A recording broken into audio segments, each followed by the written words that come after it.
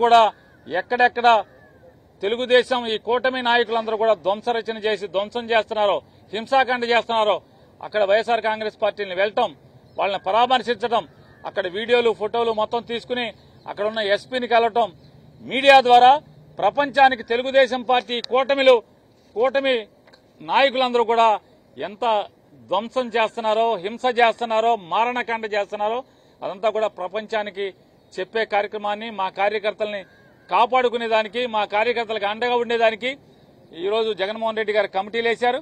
ఆ కమిటీలన్నీ కూడా రేపటి నుంచి ఆ కార్యక్రమాల్లో ఎక్కడెక్కడైతే దాడులు జరిగినాయో, దాడులు జరిగిన వెంటనే సమాచారాన్ని అందుకు వెళ్తాం. కానీ అలాగే లీగల్ టీంలన్నీ కూడా రాష్ట్ర వ్యాప్తంగా ఉన్న 26 నియోజకవర్గాల్లోని వైఎస్ఆర్ కాంగ్రెస్ పార్టీ లీగల్ టీంలన్నీ కూడా యాక్టివేట్ చేయడం జరిగింది.